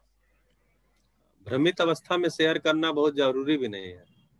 आपके मन में जितना विचार आ रहे होंगे आपके परिवारिक सदस्यों के बारे में, आप शेयर कर देंगे तो क्या हो जाएगा, सोचिए। तो इसलिए अभी भ्रमित अवस्था में शेयर करना जरूरी भी नहीं है। जिस एक संबंध को पहचान के हम अभ्यास करना चाह रहे हैं वहां प्रयोग करके देखा जाए। अभी सार्वजनिक रूप से करना जरूरी भी नहीं। भ्रमित अवस्था में सरकार बहुत सारी सूचनाएं शेयर कर देगी तो सारा सीमा सुरक्षा से जुड़ा हुआ, सारा रक्षा से जुड़ा हुआ सब कुछ शेयर ही होता रहेगा, तो फिर तो इसलिए भ्रमित अवस्था में तो अभी ये संभव नहीं है ना। ये तो ज्ञान का मतलब ही है अनुभव संपन्नता, अर्थात एक मानवीय परंपरा में।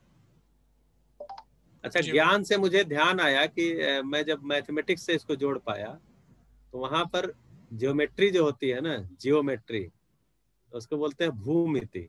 लेकिन जब ज्ञान से उसको जोड़ा, ज्ञान मिति, ज्ञान मिति, ज्ञान बोलते हैं ना, गुजरात में ज्ञान को ज्ञान बोलते हैं, तो ज्ञान मिति। तो ज्ञान मिति आप देखिए, ज्योमेट्री में जितना कुछ भी मेजरमेंट है किस चीज का है, मतलब यहाँ से गाजियाबाद 16 किलोमीटर दूर है। ये 16 किलोमीटर क्या चीज है, स्पेस ही है। इस कमरे का वॉल्यूम इतना क्यूबिक मीटर है, ये क्या चीज है, जगह ही है। इसका सरफेस एरिया इतना है, ये क्या चीज है, जगह ही है। आप देखिए पूरा का पूरा ज्योमेट्री, सारा मेजरमेंट स्पेस का ही है।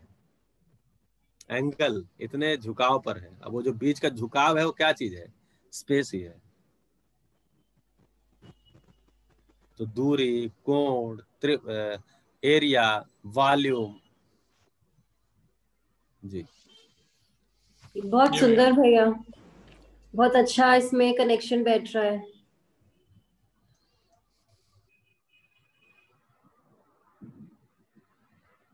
आप सभी अपने सब्जेक्ट से जोड़कर देखिए। मैं तो मैथमेटिक्स का विद्यार्थी हूँ, इसलिए मैथ से जोड़ के देख पा रहा हूँ।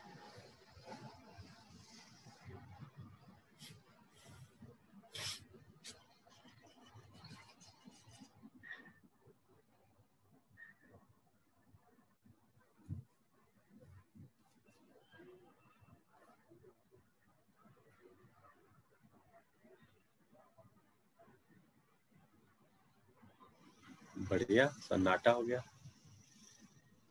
एक्चुअली जो ये अनुभूतियां हैं बाबा जी की इतनी सुंदर हैं और इतनी मतलब इसके बाद कुछ प्रश्न भी नहीं उठता, मतलब उसको समझने में ही, या मतलब इवन उसकी सुंदरता को समझने में ही बहुत समय लगता है। तो आई डोंट नो, कुछ बोलने के लिए नहीं रहता उसके बाद। यही सबसे अच्छी स्थिति है, जब हमको अनुभूतियों को पढ़ के अच्छा लगने लगे, इसका मतलब हमारा अध्ययन हो जाएगा। सोम भैया बोलते थे जब हम लोग अध्ययन शिविर में गए थे, जब ये किताब आपको नॉवेल लगने लगे तब समझिए आप रास्ते पे आ गए। जी बिल्कुल। अब ये नॉवेल जैसी लग रही। चलो, मैंने ना इसको ऐसा पाया भैया कि अपने में भी जब मैं देखता हूँ और भी कई साथियों के साथ में पिछले कुछ साल में जो जर्नी रही है, तो पूरा का पूरा मध्यस्थ दर्शन है ना भैया, ये 3 वास्तविकताओं की तरफ ध्यान दिला रहा है। ठीक है, वो 3 वास्तविकताएं क्या है? व्यापक, और व्यापक में जड़ और चैतन्य प्रकृति। तो जड़ संसार जो है सारा परमाणुओं से जो बना हुआ, जिसमें बनना बिगड़ना होता रहता है, उसको हम जड़ संसार कह रहे हैं। चैतन्य मतलब जीवन, जो पशुओं में और मानव में है। और व्यापक, जिसकी हम अभी चर्चा कर रहे हैं। मैंने ऐसा पाया भैया कि सबकी ना रुचि का फोकस जो है ना, वो कुछ कुछ अलग अलग भी रहता है, पर्सन टू पर्सन वेरी करता है। कि किसी किसी को एकदम से व्यापक में बड़ी इंटेंसली जो है लगता है कि अरे ये मजा आ गया, आंखें खुल गई, इसी को पूरे से समझना है। अच्छा, कईयों का मैं ऐसा भी पाता हूँ, मेरे साथ में पर्सनली खुद के साथ भी ऐसा हुआ कि मेरी व्यापक में इंटरेस्ट जो है वो कुछ देर के बाद में आया। मेरा चैतन्य वाले पार्ट पे इमीडिएटली जो है ना जुड़ाव बना। मुझे लगा रहे ये बढ़िया है, इसको आसानी से समझा जा सकता है। तो मुझे ऐसा लगता है कि ये जैसे जैसे हम आगे पूरा मानव व्यवहार दर्शन पढ़ेंगे, हम भी अपने में ऐसा देख पाएंगे। और हर एक व्यक्ति का शायद स्थिति अलग अलग रहे। किसी को व्यापक में ज्यादा शोध करने का मन करेगा, वो व्यापक के बारे में ज्यादा शोध कर लेंगे, है ना। जिनका ये जो भौतिक रासायनिक संसार है, इसकी भी अपनी एक उपयोगिता है। इनका रूप गुण स्वभाव धर्म भी समझना है। इसकी तरफ जो ध्यान ज्यादा बनेगा, वो इसको तीव्रता से समझेंगे। और जिनका चैतन्य की तरफ बनेगा, एक बाबा जी ने ये कहा है कि चैतन्य की तरफ तो सबको समझना आवश्यक है, क्योंकि संबंधों को चैतन्य को समझे बिना नहीं समझा जा सकता, है ना। तो मैं शरीर और जीवन हूं, जब तक ये जीवन वाला पार्ट स्वीकार नहीं होता, तब तक जो है वो संबंधों में भी तृप्ति नहीं मिलती, और अपने में भी समाधान वाली फीलिंग जो है वो नहीं आती। तो ये समझा जाए। और व्यापक को मतलब किसी का बहुत तीव्रता बन रही है, वो इसमें और इंटेंसली अपना शोध करेंगे। जिनका नहीं भी बन रहा है, ज्यादा चिंता की बात नहीं है। जितना जितना पहुंच रहा है उतना ठीक है, बाकी पेंडिंग में रखें, धीरे धीरे करके आगे चल के देख लेंगे। तो मैं इसको ओवरऑल, मुझे लगा कि हो सकता है कुछ साथियों को ये भी लगे कि बड़ी एब्स्ट्रैक्ट सी चीज है, पता नहीं मतलब क्यों हम इतना समय लगा रहे हैं। तो अगर ऐसा लग रहा है तो ज्यादा चिंता ना करें, इसको पेंडिंग में भी वो वाले साथी रख भी सकते हैं। इतना ऐसे ठीक रहेगा चिंता, श्रवण भैया? हाँ, चिंता इसलिए भी ना करें क्योंकि अस्तित्व स्थिर है, जागृति निश्चित है। ठीक है, तो और बात करनी हो तो करें, नहीं तो फिर अगले चैप्टर पर चलेंगे। बताइए, जितनी 3 अनुभूतियां आज हमने पढ़ ली, थोड़ी चर्चा भी कर ली, और कोई प्रश्न हो तो लेते हैं, नहीं तो आगे चलते हैं। आगे चलते हैं भैया।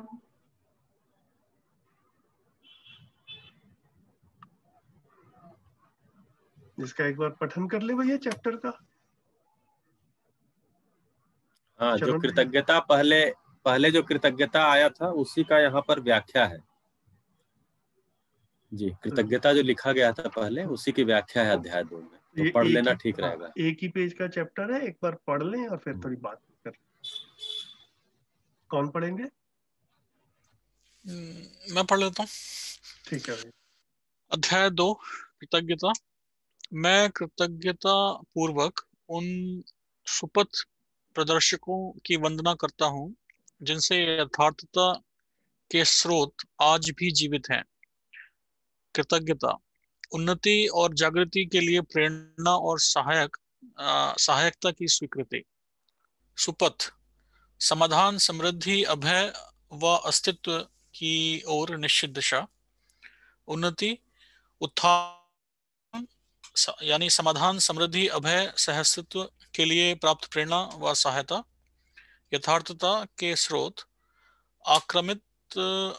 आक्रमिकता पूर्वक अथवा आंडवरहीन वास्तविकतापूर्ण ढंग से की गई अभिव्यक्ति अथवा प्रयास। सत्ता में संपृक्त प्रकृति रूपी सहअस्तित्व को स्पष्ट करना ही यथार्थता का स्रोत है। स्थिति सत्य वस्तु स्थिति सत्य व वस्तुगत सत्य को बोध कराने की परंपरा ही यथार्थता के स्रोत है। वंदना गौरवता को व्यक्त करने हेतु प्रयुक्त चेष्टा। गौरवता निर्विरोध पूर्वक अंगीकार किए हुए अनुकरण, प्रयास, प्रवृत्ति की गौरवता है।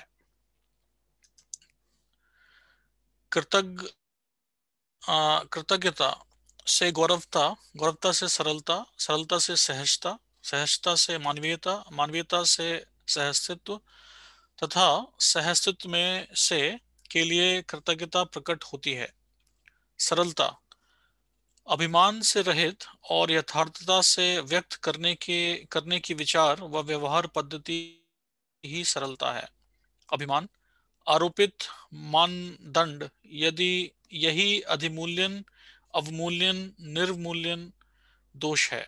सहजता आडंबर तथा रहस्यता से मुक्त न्यायपूर्ण व्यवहार व रीति की सहजता है। सहअस्तित्व परस्परता में निर्विरोध सहित समाधान पूर्ण अभिव्यक्ति ही सहअस्तित्व है। मानव का समूचा व्यवहार कृतज्ञता व कृतज्ञता के आधार पर ही निर्भर करता है तथा मूल्यांकित व समीक्षित होता है। कृतज्ञता जिस किसी से भी उन्नति व जागृति की ओर प्राप्ति में सहायता मिली हो उसे अस्वीकार करना ही कृतज्ञता है। सर्व शुभ हो। थैंक यू भैया। तो इसमें भी 3 अनुभूतियां हैं। शरण भैया आप रखेंगे प्लीज। हाँ, हमें लगता है कृतज्ञता में तो इसको रखा ही जा चुका था, लेकिन यहाँ परिभाषा के रूप में भी चुकी है, तो इसमें जो परिभाषा की स्पष्टता और करनी हो उसकी चर्चा कर लेते हैं।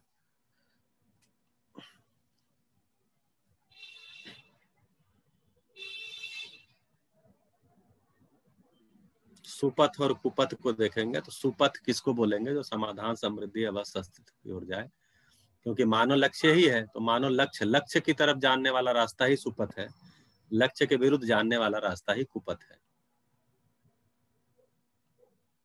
और उन्नति भी यही है कि जो इधर की तरफ जा रहा है वो उन्नति है, वो प्रेरणा मिले वो उन्नति की प्रेरणा है, मतलब वो उन्नति है। और जो इसके विरुद्ध प्रेरणा नहीं है वो उन्नति नहीं है, उन्नति है। फिर यथार्थता के स्रोत, उस दिन भी बात हुई थी कि जो कुछ भी वास्तविकता पूर्ण ढंग से अभिव्यक्ति किया जाए या प्रयास हो उसको यथार्थता के स्रोत बोलते हैं।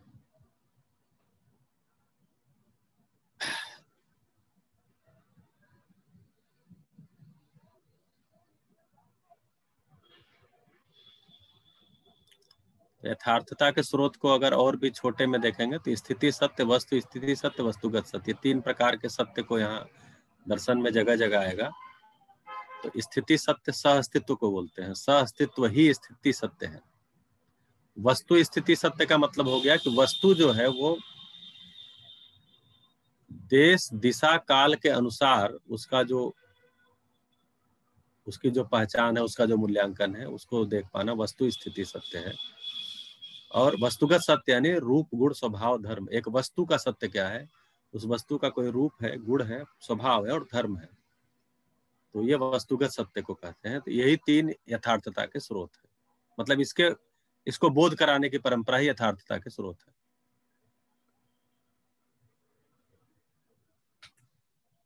ये जो स्थिति सत्य है इसी को ही आगे कई बार दर्शन में बात करेंगे तो इसका इक्विवेलेंट शब्द यूज करते हैं भैया, परम सत्य भी इसी को ही कहते हैं, स्थिति सत्य को जी। तो मतलब कभी परम सत्य के रूप में आ जाए तो भी ऐसा ही माने कि स्थिति सत्य को ही परम सत्य कह रहे हैं। तो क्या उसका क्या है, वो सत्ता में संपृक्त जड़ और चैतन्य प्रकृति, इसी को स्थिति सत्य कह रहे हैं। आगे बढ़ेंगे भैया। ठीक है, तो वंदना हम करते हैं। वंदना किसके लिए करते हैं? जिसके प्रति हमको गौरव है उसकी वंदना करते हैं। तो गौरव जिसके प्रति है उसके लिए जो हम व्यक्त करने की जो चेष्टा है वो वंदना है। उसके लिए गाना ही जरूरी नहीं है, हम व्यक्त हो रहे हैं। ठीक है। अब गौरवता किसको बोलते हैं? कि निर्विरोध पूर्वक हमने जो अनुसरण स्वीकारा हुआ है, तो वो जो उन लोगों के प्रति जो मेरे में भाव है उसको गौरवता बोलते हैं। तो गौरवता आती है तो सरलता आती है, उसी सरलता को ही वंदना भी बोलते हैं। सरल हो जाता हूं मैं, मतलब फिर वो जिनके प्रति भी गौरव है उनके प्रति मैं अपने गौरव को व्यक्त करता हूं। फिर गौरवता के नीचे जोड़े हैं कृतज्ञता से गौरवता, गौरवता से सरलता, सरलता से सहजता, सहजता से मानवीयता, मानवीयता से सह अस्तित्व तथा सह अस्तित्व में सह अस्तित्व से सह अस्तित्व के लिए कृतज्ञता प्रकट होती है।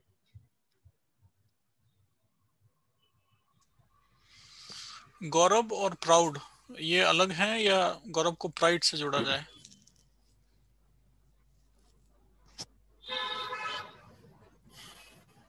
भैया जी, गौरव शब्द को इंग्लिश में हम प्राउड समझ जाएं या वो डिफरेंट है?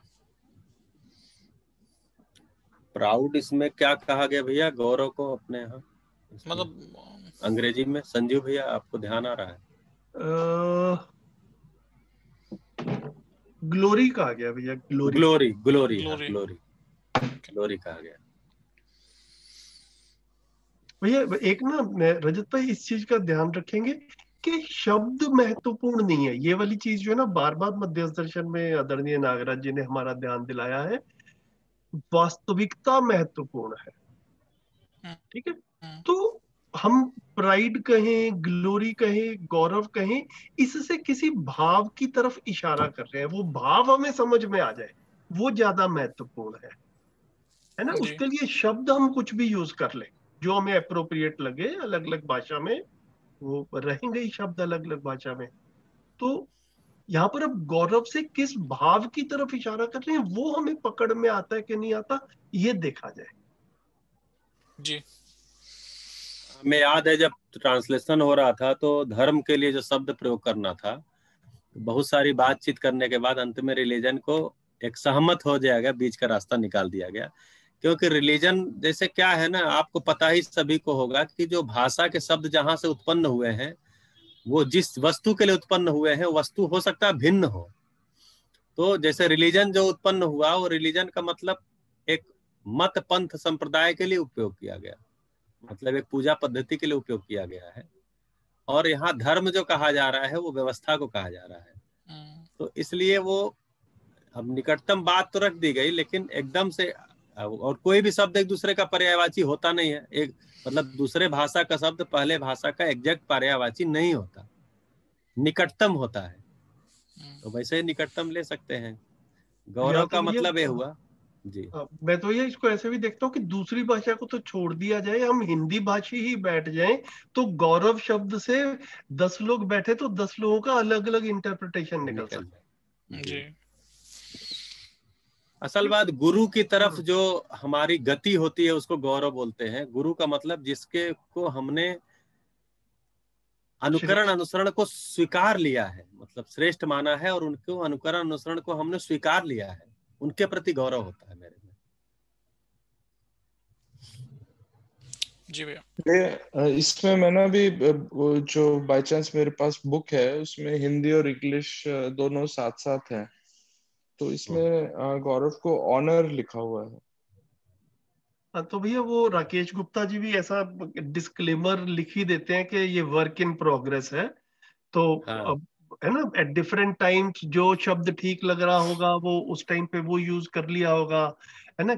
और ये राकेश गुप्ता जी ने ट्रांसलेट किया कि नहीं दूसरे साथियों को कोई दूसरा शब्द ठीक लगा तो हम शब्दों के जंजाल में ना फंसे। जैसा पहले बात हुई, हम रियलिटी को पकड़ें कि किस भाव की बात कर रहे हैं, तो वो भाव हमारे को समझ में आ रहा है कि नहीं आ रहा वो देख ले पहले, फिर शब्द जो ठीक लगे वो रख लें हम उसको।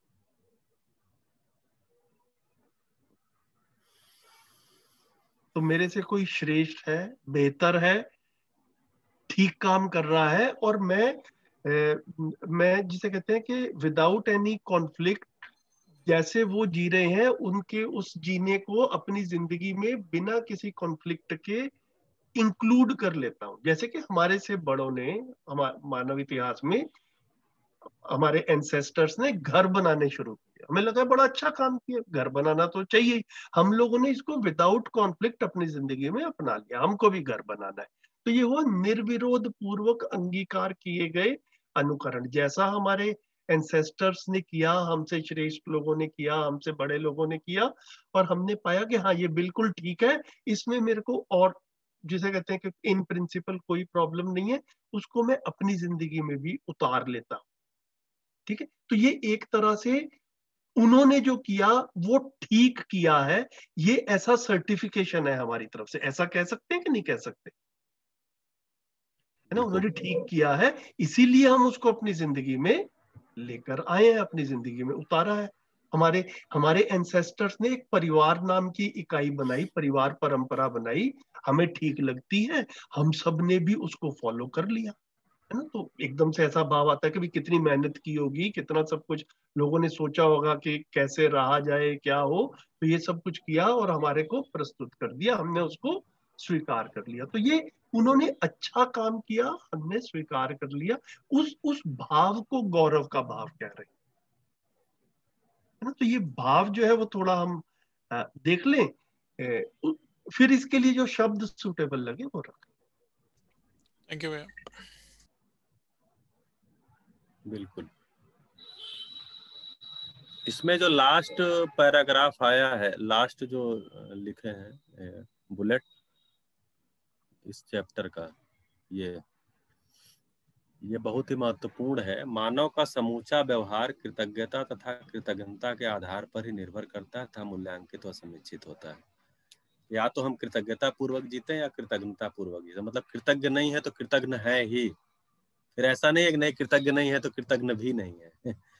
कृतज्ञ नहीं है, कृतज्ञ नहीं है तो कृतज्ञ है, क्योंकि जितने भी वस्तुओं सेवाओं का हम उपयोग करते हैं सुबह से लेकर शाम तक, उसमें इतने सारे लोगों का श्रम और सब कुछ लगा हुआ है कि हम कृतज्ञता पूर्वक ही जी सकते हैं। नहीं कृतज्ञता है तो फिर कृतज्ञता पूर्वक जी रहे।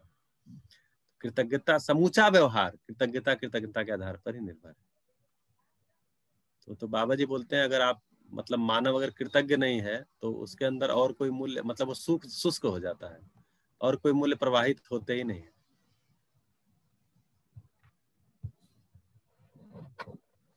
तो भैया जब हम कृतज्ञ होंगे तभी हमें मूल्य पता चलेगा, नहीं तो मूल्य ही नहीं पता कृतज्ञ में। तो बहुत ही मतलब जैसे आपने बोला बहुत ही बेसिक चीज है ये मूल्यों के लिए।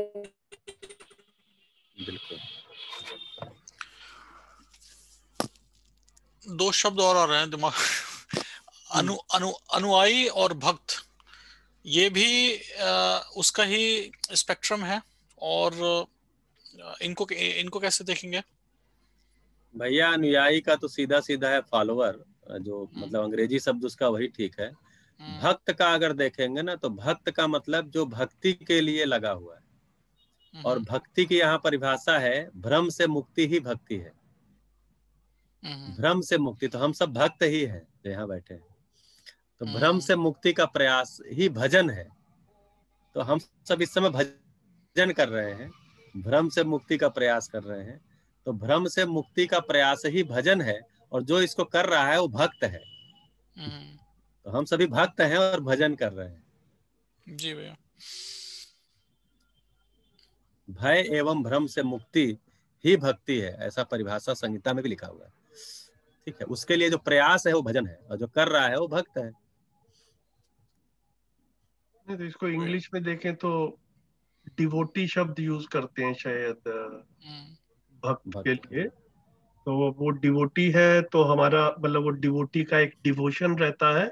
तो अब ये देखा जाएगा डिवोशन डिवोटी का किस तरफ है ना? किसी का डिवोशन पैसे की तरफ हो सकता है, किसी का डिवोशन किसी दूसरी तरफ रह सकता है। तो यहाँ पर बाबा जी ने बोला कि एग्जिस्टेंशियल रियलिटी में मानव का एक ही डिवोशन बनता है, वो है जागृति की ओर। ठीक है, इसी से ही मानवीयता स्थापित होगी, इसी से ही व्यवस्था भी स्थापित होगी। अगर अगर डिवोशन ही किसी और तरफ है तो फिर वो अव्यवस्था की तरफ है। इसीलिए अनुयायी को बोलते हैं कि अनुयायी जो फॉलोअर है वो किसी व्यक्ति या विचार को बड़ा मान लेना, अपना विश्वास नहीं बना है। हम नहीं समझे, जैसे आप अग्रहार नागराज जी को बड़ा मान लिए, तो आप बड़ा मान करके लग गए, तो ये आपको क्या होगा, मतलब फिर आप कहीं फंस जाएंगे। तो विचार या व्यक्ति को बड़ा मान लेना, और विचार या व्यक्ति का जो विचार है उसका स्वशोध पूर्वक उसका अधिकार संपन्न हो जाना, ये दोनों में अंतर है। अगर हमने बड़ा मान लिया है केवल, तो उनकी हर चीजों का हम समर्थन करते नजर आएंगे। ये बट लगाते नहीं। जी भैया, थैंक यू। भैया एक चीज और पे ध्यान जा रहा था, अभिमान में जैसे हम सोचते हैं कि अधिमूल्यन है, बट इसमें अवमूल्यन और निर्मूल्यन भी जुड़ा हुआ है, तो थोड़ा सा उसको एक्सप्लेन करेंगे। मतलब अपना अपना अधिमूल्यन करते हैं, दूसरे का अवमूल्यन कर ही लेते हैं ना। जी जी। जब अधिमूल्यन चल रहा होता है उसी समय अवमूल्यन निर्मूल्यन भी चल रहा होता है। अकेला अधिमूल्यन नहीं होता। हम अपना अधिमूल्यन कर रहे हैं, अपने विचार का कर रहे हैं, अपने धर्म का, अपने पूजा पद्धति का, ठीक है, अपने रूप का, पद का, धन का, सब चीजों का जो अधिमूल्यन कर रहे हैं, तो इसका मतलब उस समय अवमूल्यन निर्मूल्यन भी चल ही रहा है, साथ में चलता है। मेरा तो ऐसा भी ध्यान जाता है भैया, ये सिर्फ बाहर के लिए लागू नहीं है, ये अपने पर भी अपने, लागू है। हाँ, अपने पर भी मैं मानव हूँ, शरीर और जीवन का संयुक्त रूप हूँ। अगर इस तरफ ध्यान नहीं जाता है और मैं अपने शरीर को ही स्वयं मानकर चलता हूँ, तो शरीर का अधिमूल्यन कर लेता हूँ, तो साथ साथ जीवन का अवमूल्यन हो ही जाता है। फिर जीवन की तरफ ध्यान जाता ही नहीं है, फिर जीवन पे जो काम करना था वो हो ही नहीं पाता। ऐसा भी देख सकते हैं।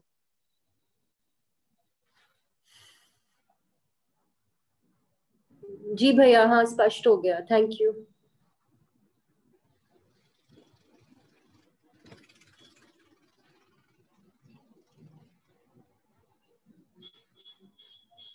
और बताएं भैया। एंड में एक लाइन थी जो कृतज्ञता, और आपने बताया था ये कृतज्ञता। इसके अंदर इसके बीच की भी एक बारी स्थिति कई बारी रहती है ना, क्योंकि ऐसा मेरे को वो एनालाइज कर पाया मैं कि ऐसी स्थिति भी होती है कि हम कई बारी कृतज्ञ होते हैं, कई बारी नहीं होते हैं। तो ऐसा भी नहीं है कि बिल्कुल इग्नोरेंट है, और ऐसा भी नहीं है कि हमेशा जो है ग्रेटिट्यूड की टूवर्ड्स ही रहते हैं। तो वो भैया भी कृतज्ञ, अच्छा है। कृतज्ञ और कृतज्ञता दो चीजें हैं। कृतज्ञ होना और कृतज्ञता, तो ता जहां लगा होगा वहां निरंतरता से मतलब है। तो हम कभी कृतज्ञ हैं कभी नहीं है, इसका मतलब निरंतरता नहीं है। कृतज्ञता पूर्वक जीते हैं यानी कि निरंतरता है उसमें।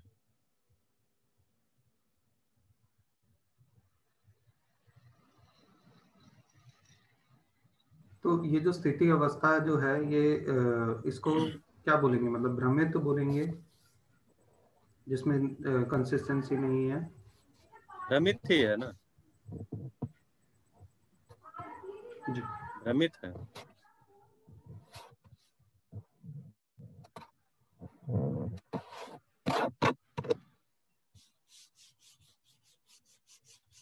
वो वैसा ही हो गया ना कि आज आप किसी के साथ स्नेह पूर्वक जी रहे हैं और कल लड़ाई झगड़ा कर रहे हैं। मैं थोड़ा लार्ज पर्सपेक्टिव में भी देख रहा था इसको, कि कई बारी जो चीजें हैं उनको टेकन फॉर ग्रांटेड ले लेते हैं, और कई बार वो उनके टूवर्ड्स कृतज्ञ होते हैं। तो वो भी एक है, समझदारी की बात है कि क्योंकि हमेशा अगर ग्रेटिट्यूड दिखाएं तो हर चीज की जो उसकी जो पर्पस है, जिसको हम बोलते हैं, क्या बोलते हैं, तो यहाँ वो जो है दिखाने वो वाला, तो यहाँ ये दिखाने बिहेवियर वाला, से जुड़ा नहीं हुआ क्या? दिखाने वाला नहीं है। ऊपर जो कृतज्ञता जहाँ लिखा है भैया, एक बार जरा नीचे लाइएगा। ये उन्नति और जागृति के लिए प्रेरणा और सहायता की स्वीकृति मेरे में बनी हुई है। वो मैं दिखा रहा हूँ ऐसा नहीं है, दिखाने की आवश्यकता भी नहीं। जैसे कल एक चर्चा किया था, शायद लर्नर सब में हुआ था, कि मैं माँ, मेरे शरीर का स्वास्थ्य का मतलब एक माँ मूल्य है, ममता मूल्य। किसी ने मेरे शरीर के स्वास्थ्य का ध्यान दिया है और मुझे उसका प्रशिक्षण भी दिया है, ठीक है। अब मैं अगर उस संबंध से शरीर रूप में दूर भी हूं तो भी मैं अपने शरीर का वैसा ही ध्यान रखता हूं। और जब भी वो जिसने भी ममता किया है वो जब सुनता है या सुनती है तो खुश हो जाती है कि आप स्वस्थ हो। तो हम वैसा ही अपना ही ध्यान अब भी रख रहे हैं, ये कृतज्ञता है। मतलब एक जगह अगर कृतज्ञता को देखना चाहें तो यहाँ ऐसे देख सकते हैं। मतलब माँ है, मान लीजिए मेरी माँ जो है बचपन से मेरे शरीर का ध्यान रखी।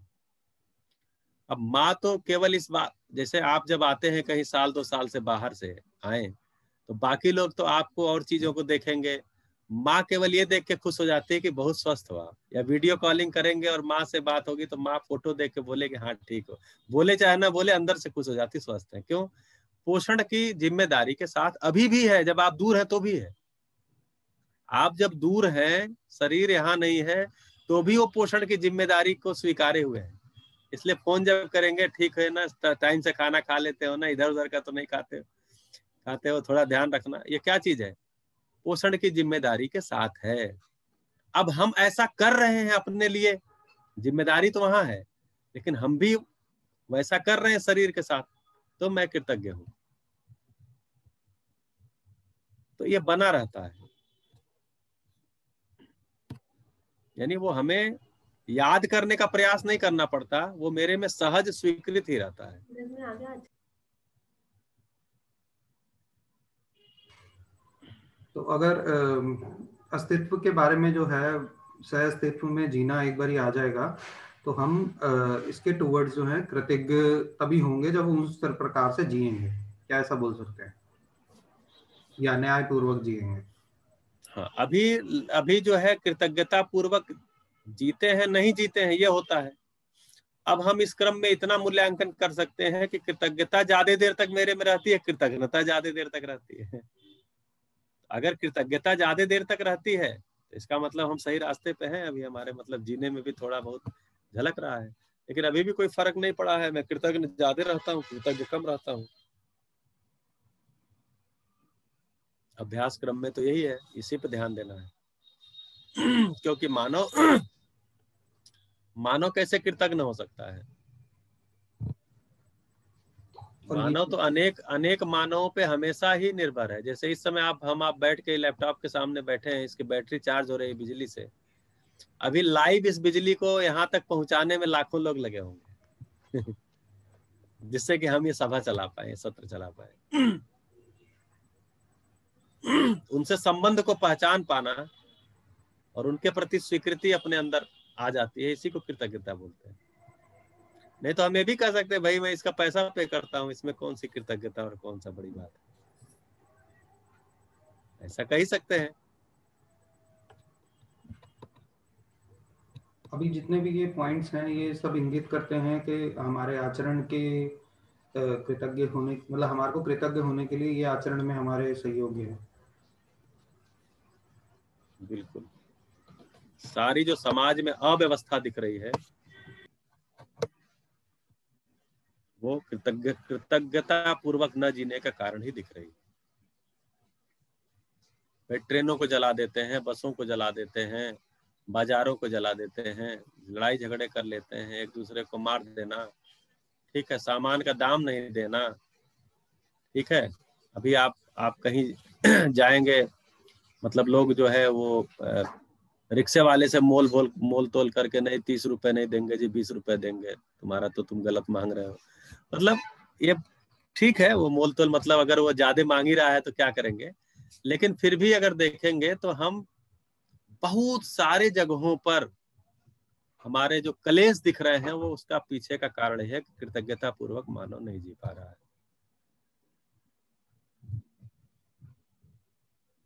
अगर ट्रैफिक पे अगर सिग्नल पे लाल बत्ती, हरी बत्ती, नीली बत्ती लगी है तो ट्रैफिक पुलिस वाले के लिए लगी है कि हमारे लिए लगी है?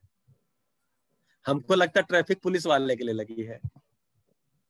वो देख रहा है अगर लाल पे कोई जाएगा तो पेनल्टी लेगा वो। ऐसा तो है नहीं, वो हमारे लिए लगी है। हमारे लिए व्यवस्था ने, सरकार ने, शासन ने लगाया हुआ है।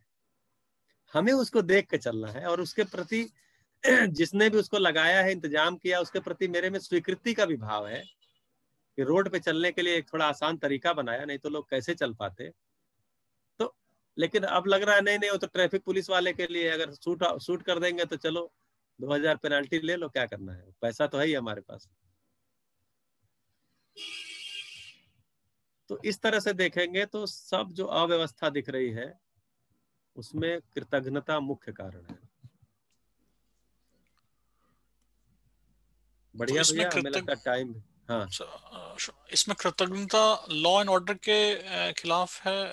कहाँ किसके प्रति कृतज्ञता है यहाँ पर, जो हम व्यवस्था को नहीं मान रहे हैं? पूरी व्यवस्था के प्रति हम कृतज्ञ नहीं है ना, वो हमारे लिए जो, जैसे अब ये ऊपर फिर उसी पे लाना पड़ेगा कृतज्ञता की परिभाषा में भैया। सीधा ही लिखा है कि, और ऊपर है भैया, सीधा ही लिखा गया है कि उन्नति और जागृति के लिए प्रेरणा और सहायता की स्वीकृति। अब ये सारी जो व्यवस्थाएं बनाई गई, रेड सिग्नल वगैरह इसलिए बनाई गई हैं कि हम ठीक से चलें, हमारी दुर्घटना ना हो, हमारा शरीर स्वस्थ रहे। शरीर स्वस्थ रहेगा तो हम समझदार हो जाएंगे, समझदार जिम्मेदार हो जाएंगे, ज्ञान संपन्न हो जाएंगे। शरीर ही स्वस्थ नहीं रहेगा, दुर्घटना हो जाएगा, कुछ और हो जाएगा, तो कहाँ की जागृति और कौन सी उन्नति होगी? ठीक है, तो उस संबंध में जो कोई भी इंतजाम किया है, व्यवस्था किया है, उसको स्वीकार करना, इसको कृतज्ञता बोला गया। कृतज्ञता को आनंद से भी जोड़ते हैं। हैप्पीनेस से सीधा लिंक है इस वैल्यू का या इस कृतज्ञता का कृतज्ञता का। जी, वो तो सारे मूल्य आनंद से ही जुड़ते हैं। सारे मूल्य जो हैं वो सुख के ही चरण हैं। विश्वास भी एक प्रकार का सुख है, सम्मान भी एक प्रकार का सुख है, वैसे कृतज्ञता भी एक प्रकार का सुख है। जी भैया।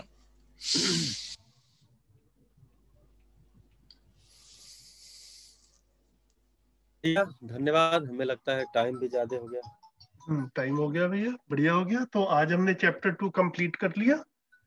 तो अब चैप्टर 3 जो है वो सृष्टि दर्शन है। तो सृष्टि दर्शन में काफी सारी जो है वो बातें जो है मानव और जड़ संसार के बारे में जो है वो खोलेंगी। तो थोड़ा सा मतलब रियल लाइफ से ऐसा लगेगा कि हाँ ठीक है। अब अभी जो है ये व्यापक और कृतज्ञता की बात हो गई पहले और दूसरे चैप्टर में। तो अब सृष्टि दर्शन अगले सैटरडे को मिलते हैं और शुरू करते हैं। ठीक है, ठीक है भैया, थैंक यू। Thank you. ठीक है, सभी को नमस्ते। नमस्ते भैया।